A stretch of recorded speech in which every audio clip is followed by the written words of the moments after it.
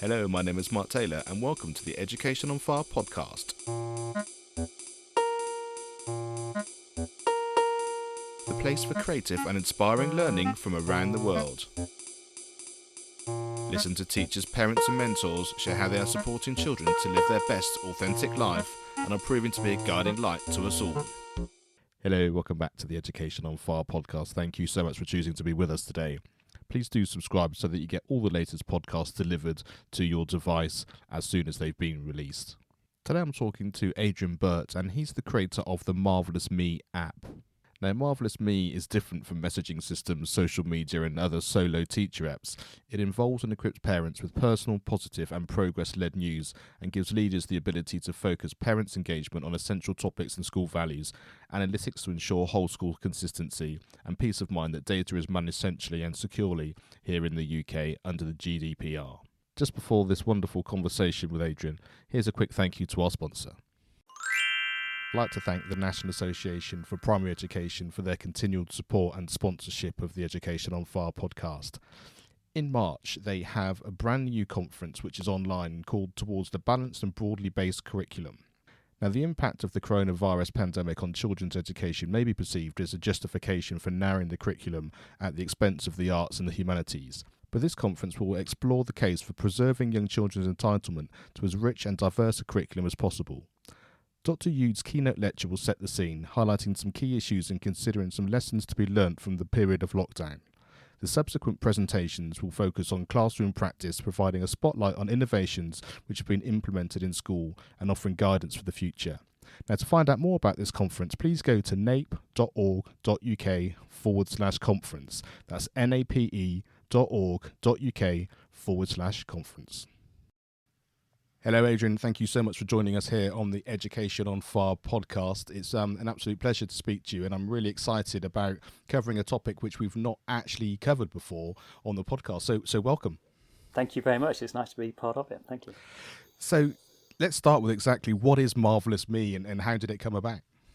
That's a good question. So MarvellousMe is a very, very simple way for teachers to help parents have better family conversations about school.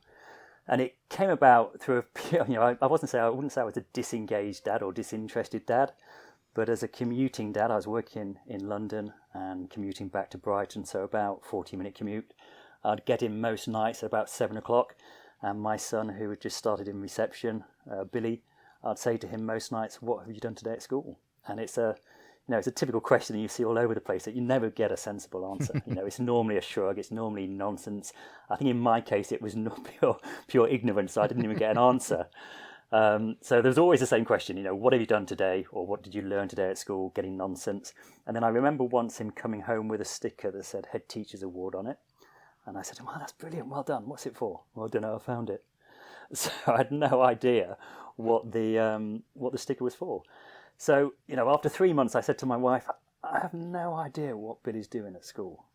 And, that married with my sort of background in education technology for about 10 years kind of stirred the idea. And I remember speaking to his head teacher at the time and not having an argument, but we had quite an in-depth discussion because his teacher felt that the communication from the school was really, really good.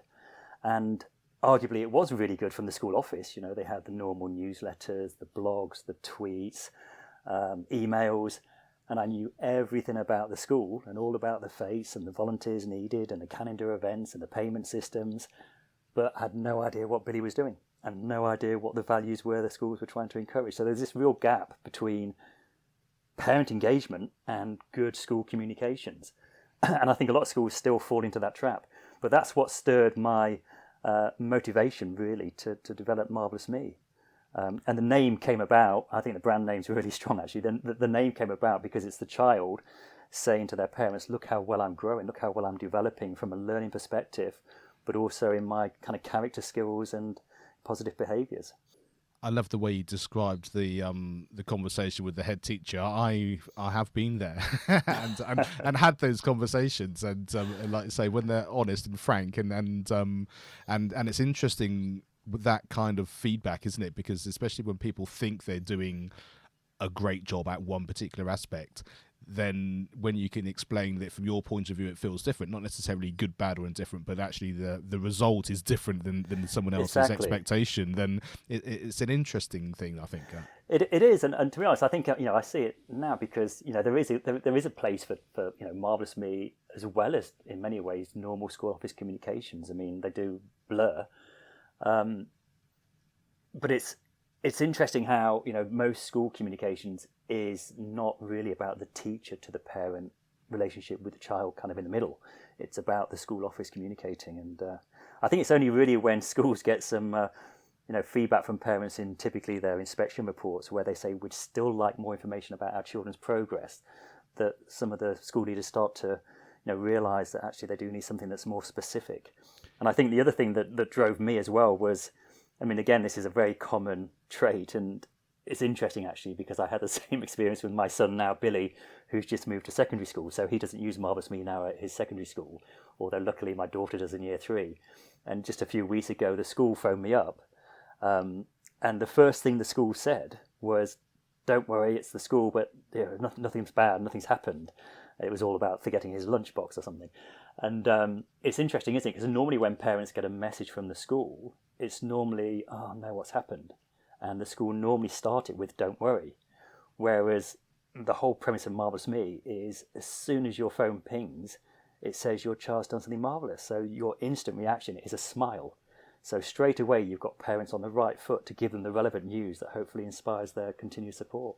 Yeah, I really love that. And I think I'd like to know more about the kind of the two-way street of it. Like, say, you get information about your child, and I love the fact that this can be like a daily event as opposed to we've got parents' evening in March or whatever that happens to be. Yes. Or like you say, or the sticker comes home, which does open that kind of conversation. But in this day and age, of course, this is so much obviously a great idea.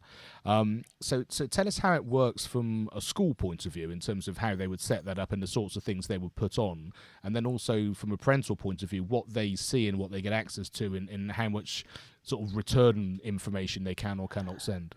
Yeah, so that's a good point. So it's very interesting. So my premise, really the driving force behind MarvellousMe was what I wanted and what my research showed me that parents wanted in terms of that positive news, progress-led news about the stickers and so on. And then the main thing was making it very, very easy for teachers. I mean, always the hidden concern is, have teachers got time to use new solutions? So that was one of the key sort of founding principles of making it effortless for teachers. So we deliver that in a couple of, well, actually 3 ways. One is it's a whole school approach, so the setup is done centrally, so it takes away any perceived administration from the teacher, so it's plug and go basically. Secondly, parents cannot message back yet in MarvellousMe. I'm saying yet because it's always on the back of my mind whether I should enable parents to message back. Normally when I talk to my existing schools, it's please don't allow that because we want to protect the teacher workload.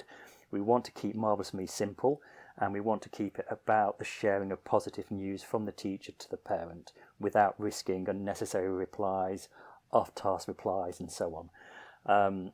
So that said, I have considered allowing parents to message back, but in a very controlled way, so I can talk about that in a bit. So firstly, there's no admin for teachers. Secondly, parents can't message back. And thirdly, I wanted to design it in a way that the teachers could use with the children. So what I found is a lot of teachers now using it in a plenary session. Now, to be honest, I never knew what a plenary session was until a teacher explained it to me. So when they're summarising with the class about their day or their session, they tend to bring up MarvellousMe on the big screen, and it is designed like sending a postcard home, and they say to the children, let's send your parents a postcard, let's tell them what a wonderful lesson we've had in maths today. And as a class, they write the message to their parents, and they attach photos or videos if they wish, and they post it, and just like a postcard, it goes home, but it pings on the parent's phone. And the sort of magic is that even though the teacher might have sent the same message to the whole class, to the parent, the alert will say their child's name. So in my case, it would say, Billy has done something marvellous. So it's positive and it's personal, it gets your attention, makes you smile. You open it, and straight away, without any navigation, you can see the comment by the teacher and a nice icon of the topic that they've been learning. So it starts that conversation as well. So for teachers, a typical teacher will use it 2 or 3 times a week, probably for a maximum of 5 or 10 minutes, but engaging all of those parents with that positive news in what feels in a very personal way. I mean, I think you're right. I think the simplicity and the immediacy, and I love the all-encompassing, like you say, the fact that it's got the children and the teachers and the parents all coming together. And we know that community and, I mean, engagement is one thing, but I think the feeling of community and everyone being very sort of knitted together in what's going on, that brings a whole different atmosphere across the board, I think. It does. And the other thing as well that I felt was important was, a lot of children only feel that the teacher talks to their parents when it's negative. They tend to be scared of, oh no, the teacher's talking to my mum. And that's why I wanted them to, part of our training is to really encourage the teachers to use it with the children, because then the children are seeing, actually, great, the teacher's telling my mum some good stuff and it's regular. And I think that has a really big impact in the class, even without the core premise of telling parents the actual news. And does it go beyond just the news and those things? Can they sort of send a message which is more general, sort of not just well done, this has happened today, but I guess in these COVID times, in terms of that easily getting to speak to the parents when it was being homeschooled and all of those sorts of things? Fundamentally, you can do three things. You can send home a message that is specifically about learning. And the reason, I'll explain why we separated them afterwards, but you can send them a message that is about the learning or the curriculum. You can award badges, which is linking the parent communication to your rewards or your values or your growth mindset skills at the school. Or you can send home general messages and reminders. So the general messages might be, headlines, COVID, newsletters, and so on.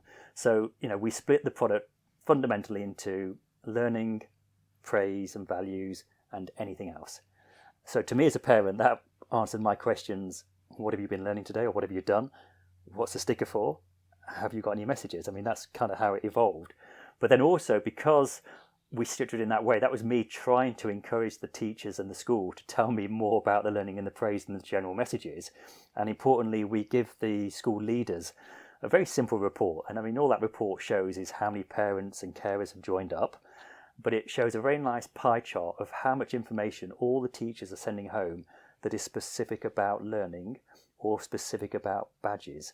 So hopefully a typical pie chart will show, 2/3 of its space linked to children's progress. So when governors or prospective parents can come in, or, a MAT, for instance, the head teacher can say, well, look, this is how we're sharing positive news regularly with our parents. This is how much is about our learning. This is how we're praising children for our important values, but engaging parents at the same time, because that home reinforcement is really important. And this is then how we're doing it in every class. So they can break down all of that statistics by class or by teacher or by house, for instance, so they can track consistency. Because, as well as giving parents the right kind of information without impacting teacher workload, the other challenge for schools, particularly bigger schools, is how on earth do you do that consistently across every class? So you're appeasing parents that might have more than one child at the school, or as that child goes from, nursery through to year 6, for instance.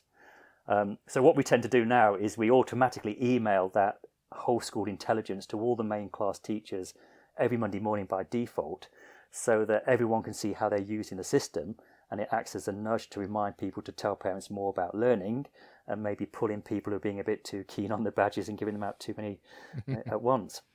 But it's, that's the fundamentals of it. I think you can really start to get a sense of how that's different than having a school app, which often is just having the website in an app form, in terms of all that information all in one place, and then you go in and it's just an absolute minefield of information. And because it sounds like a dialogue rather than an information centre. Exactly, and it's always kind of one of my gripes, because I mean, obviously there's a place for school apps and there's a place for texting and the school communication systems.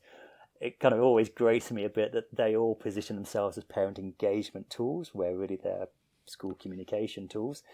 And, in many ways, many school apps are fundamentally a mobile website on a device. So I know they've got places, and we try and cater for some of that, so the school can set up quick links in the MarvellousMe parent app. So you could have a one-tap link so parents can go to your website and payment systems and so on. But the fundamentals for MarvellousMe are focusing on the positive, the praise, and the teacher, whereas most school apps are driven by the school office. And then the other thing, I mean, you asked this a bit earlier, but the other thing is from the parent perspective. So, we limit parent replies to a high five, which is actually really powerful because it's a thank you to the teacher, and it's a real acknowledgement that they've seen the message and appreciate being kept regularly informed.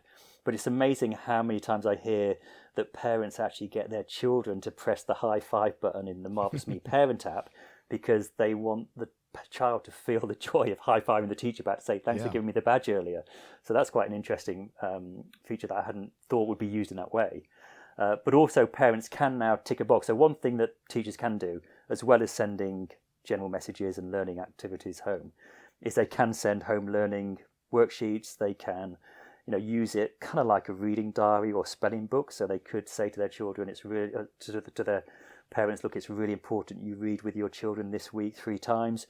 Please tick the box to let me know you've done it. So they can tick a done box in MarvellousMe to at least let the teacher know they've helped out with that home learning or they've done that home task. So again, it's very controlled feedback from the parent to the teacher without jeopardizing the teacher to lots of off-task replies or out-of-hour contact. As a music teacher myself, I think it sounds wonderful, just that ability to be able to have acknowledgement that the parents actually even seen the school reading book, or they've spent time with it, or it's not just been sat in the bag or whatever, and you get a sense over time how all these things work. But to have that immediate yes done, or like say, or the high five to say thanks for something, it doesn't need to be any more than that to kind of give the atmosphere that you need, and also, like say, get the information that you want back as well. No, exactly. The other thing that the app does for parents, which I think is very nice, and how they use it with their children, is it curates a learning journal, if you like, and also a collection of all the badges your child's had over all the years at primary school. So what I tend to do is I tend to star the things that come in, because you have like a general inbox, but I tend to star the things that I want to show my daughter now, what the teacher said. So I tend to show her the spelling lists that have come through so we can practice those, and I show her the head teacher's award or the pot of gold and ask her questions about why was she given that pot of gold badge, for instance. So it's a very nice tool to hopefully encourage parents and empower them really to have those sensible, more meaningful conversations, as well as a lovely keepsake. So at the end of whenever a parent wants, but typically when their children leave the school, parents can now download a PDF keepsake. It's all very nicely MarvellousMe branded, but it's basically a nice collection free of charge of their children's MarvellousMe achievements. So, I think when Billy left, his MarvellousMe memory book was about 76 pages of PDF of all the badges. It sounds like a load. And when I show it with demonstrations at school, I'm like, wow, they're going to think this takes up so much time. But over the sort of 5-6 years, of being informed probably twice a week on average. But after that time, I'm now left with 76 pages of all the badges and all the nice snippets of learning. And yet, more importantly, I've been in touch with that every step of the way. Yeah, fantastic. And on a purely sort of practical level, is it a question of parents going to the App Store or wherever they get their apps and downloading it, and how from there do they then access it related to their school and those sort of practical ideas? Yes, so practically, we a typical school setup takes 10-15 minutes, irrespective of school size. That creates the login credentials for the teachers to use MarvellousMe, and it creates an invitation letter / mail merge that the school would send to the parents telling them about the app, and it's a free app for parents to use. Parents would then download the app from Apple or Android or go online on a computer, and they're prompted to put in a special join code that the school provide in this letter and their child's name. So there's 2 levels of safety. It's all UK hosted and GDPR compliant. The parent would then put in their details, so they put in their email address and their name. So there's no phone numbers, there's no sensitive data like addresses or age or ethnicity. It's literally enter your child's join code, which is unique to the child, your child's name, and then your own email address. And that's how parents join up. And amazingly, the average parent engagement rate out of all the 700 and so schools using it is over 90%. And I think that is absolutely driven by the children wanting their parents to see their badges and the nice comments, quite rightly so. I just think I love the simplicity. I love the fact that I think, and it makes so much sense because it's driven by you as a parent wanting it to be a certain way, and as a parent, I think we could all identify that as well. So it's that kind of, it needs that kind of creation from a need, and this was obviously a kind of an emotional need as well as an understanding need and a chance to bond. It is, and it's interesting because I've worked for big businesses and had a nice career, and I'm earning nowhere near what I used to earn or anything like that, and it's been a life changer in so many different ways. But I absolutely love it, as a product, and I've shown the same simple demonstration probably 1,500 times in terms of school demonstrations and training programs and so on. And every time I show it, I still think, wow, this is brilliant. Because it is keeping it simple, it's keeping it fit for purpose, it's keeping it family wide. I mean, I learn all the time now, the fact that Billy's now gone to secondary school and his school are using Google Classroom, for instance, as their learning platform, which is great. But that is very much about the school and the child as a learning platform, and that's not what MarvellousMe is about. And interestingly, when I think back of Billy's last year in primary school, well, there was me involved, there's my wife involved, and there were 4 grandparents involved because they had all joined up to MarvellousMe, and they were all getting the pings on the phone to say he's just been the class champion on TT Rockstars, or he's been doing this or whatever.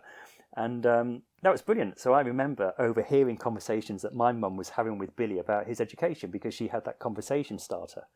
And now, unfortunately, he's gone to secondary school and they're using a learning platform that typically maybe one parent accesses.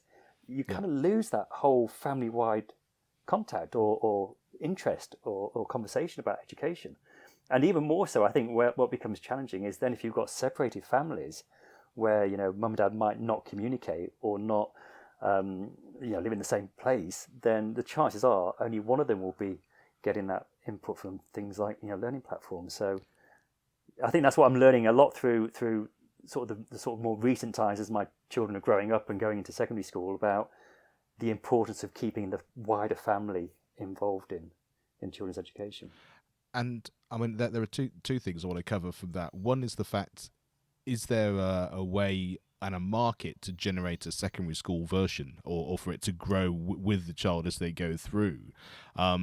And also you mentioned the TT Rockstars. We should talk about that as well, and your link with those. But just first of all, in terms of can it become a secondary school app as well, or should it become a sort of child-centered app through their entire education? I think there is a scope, and I think I'll probably be very motivated to do it, certainly as my daughter moves through the primary school years into the secondary school years. I mean, there's other systems in place, but I still think there's a gap for something that is very simple, very positive focused, and a conversation. Because a lot of the apps that I'm seeing through secondary school, for instance, they are more like apps that are basically a mobile version of whatever the school have in its MIS. So you see things like, their reports, achievement points and negative behaviour points and so on. And it's not necessarily focused around the positive snippet, simple conversation starter. So yes, I think there is something, and I think there is something as well for a wider solution that spans further than just the schooling as well, to help family members celebrate and reinforce their children's successes, because they're learning values and skills, whether it's in football matches at the weekend or gymnastic clubs and so on. And it's how do you develop all of those through that parent support as well. Yeah, and I love that kind of the child is the centre, and the wider importance of your entire life, not just the what school then gives you through that. I think that's fantastic. Yeah. So take us into your recent developments of the times table Rockstars. Yes, I can't. That's a good one actually. I can't take credit for that, although I would love to. And I've got to say, TT Rockstars is absolutely brilliant. But that was driven by, again, I mean, I'm using B as an example for everything, but I guess that's how it is.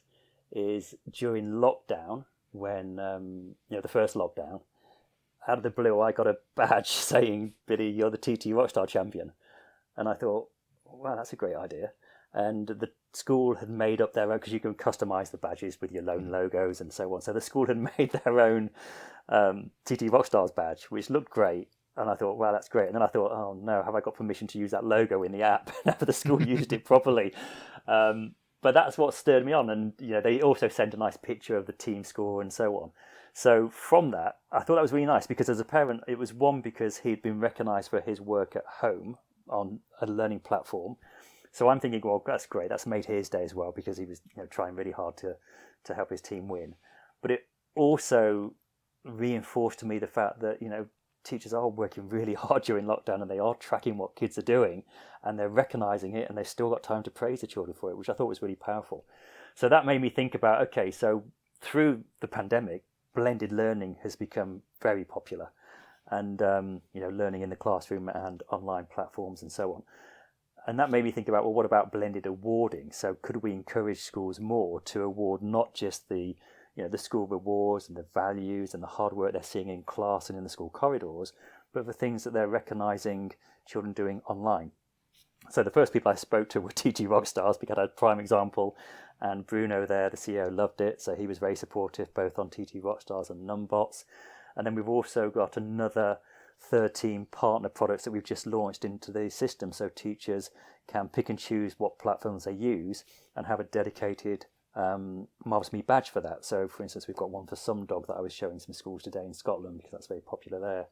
We've got one for Accelerated Reader from Renaissance Learning, and My Maths and Oxford Owl from Oxford University Press. So we're going to be adding them all the time.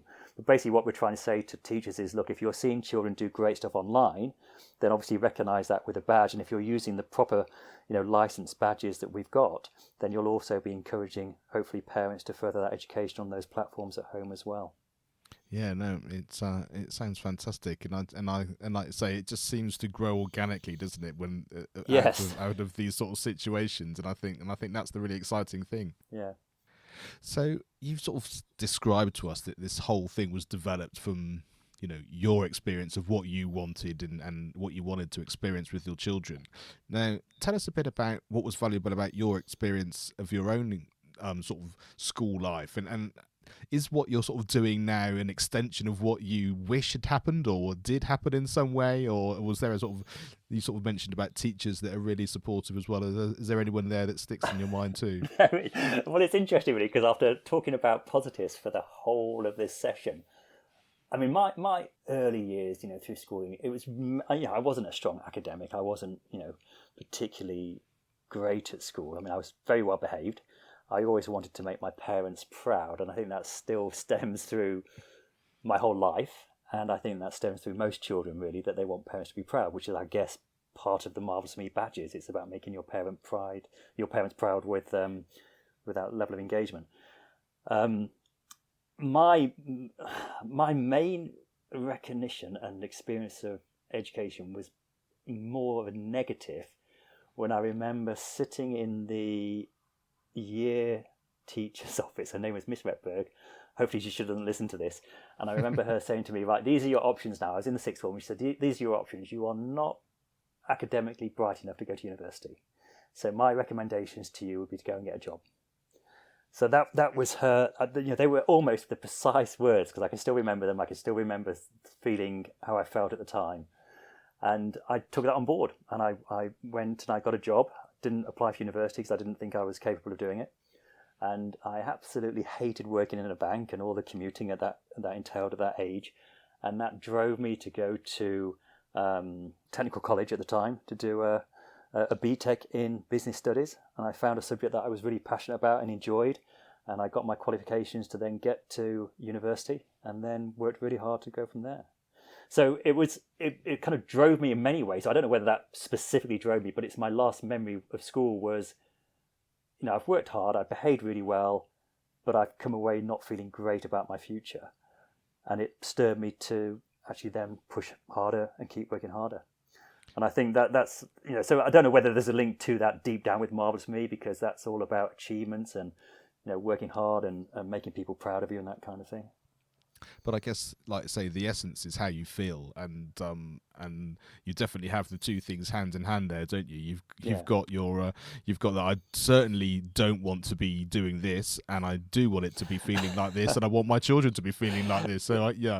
I think that correlation is obviously going to be very strong. Yeah, so I'm sure a psychologist would have a field day with all that. There's definitely a link there, isn't there? Yeah. What was the best piece of advice you've ever been given, and can you remember who gave it to you? I think, I don't know whether it's the best piece of advice, but it's probably, like most people, my biggest influence was probably my dad. Probably because he was quite successful, had a good job, good career, and I wanted to be like him. And I just remember him always working really, really hard. And I think the advice, I can't think of any particular slogan that might fit to it, but it's basically, work really hard at whatever you do, and whatever you do, try and do it to the best of your ability. Otherwise, why bother? Yeah. And, even now, everything I do, I try and do the best as I can. And I always try and think, at the end of every day, what have I achieved? I always like to achieve something during the day that makes me feel proud of myself for what I've done. What advice would you give your younger self now? And I always think this is interesting because when you are young and if you were given that advice, you'd probably say, yeah, it's not really what I'm about now or where I am. But I still think it's interesting for people to listen to in terms of actually, if you never hear these sorts of things, then you'd never actually make any decisions about them. I think there's a couple of things there that stick in my mind. One is, if I was talking to my younger self, it would be really think about the type of career you want that gives you what you want out of life. So, I got caught early on in the career that was driven by, financial rewards and progression through business and so on. Whereas in hindsight, I wish I'd had a career that gave me more control of my time. And I think that's probably what everybody wants, isn't it? But time is, the thing we've all got. So the more time you can free up to do the things you want to do, that's got to be the most valuable in life. So I think, I was talking to my younger self or my kids, it would be, okay, well, when you're thinking about your career, think about something you're going to be really passionate about. And ideally think about something that's going to give you the time to do other things you're really passionate about. And then also just work really hard at what you do. Unless you're absolutely gifted, then there's no substitute for hard work. I mean, I certainly didn't struggle through university, but I didn't, I got a decent degree. But I literally didn't miss one lecture or one seminar in my 4-year course, and just absolutely worked really hard to get what I wanted. Yeah, and I think that's really great advice. And I think especially, like say, if you were having that conversation with your kids, it's like, and I say the same thing now. It's like, all the time we've been able to spend and have is if you've all been growing up is because of a conscious decision of our lifestyle.